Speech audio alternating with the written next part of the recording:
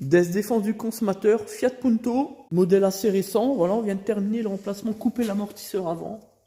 Avec la dépose notamment des éléments supérieurs, avec la flasque en plastique ici, etc., etc. Puis les anciennes pièces, avec notamment un jeu axial qui confirme l'anomalie. Puis ici, évidemment, les roulements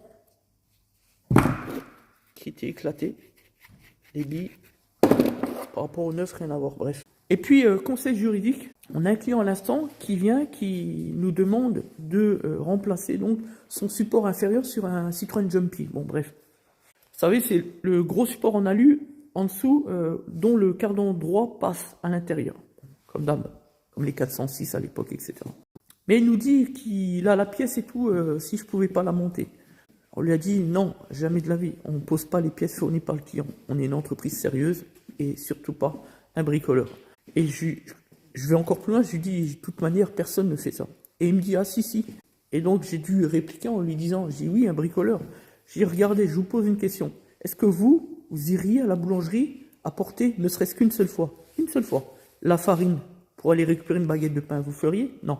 Voilà, c'est une question de principe. Il s'agit aussi de respecter les professionnels de l'automobile. Voilà dans quel monde notre économie aujourd'hui est plongée. Mais c'est même pas le problème des particuliers, c'est-à-dire des consommateurs potentiels. C'est le problème au départ de tous ces pseudo-garagistes, ces pseudo-entrepreneurs qui, en réalité, sur le papier, le sont peut-être, mais ne le sont pas vraiment.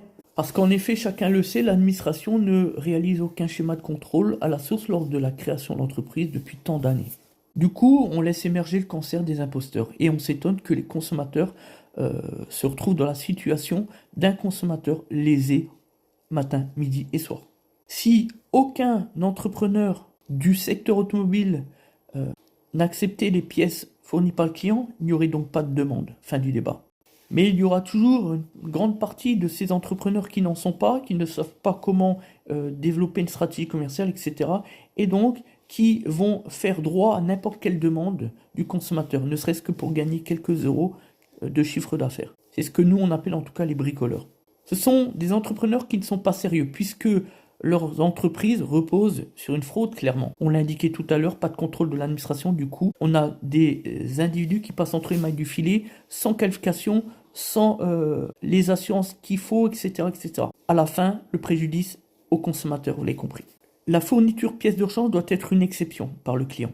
En cas de force majeure, comme par exemple lorsque le prestataire ne peut pas lui livrer une pièce en neuf, du coup, il peut effectivement alors à ce moment-là voulu de mandater son propre client à l'économie circulaire pour une pièce d'occasion. Là, on est d'accord. C'est un cas de force majeure.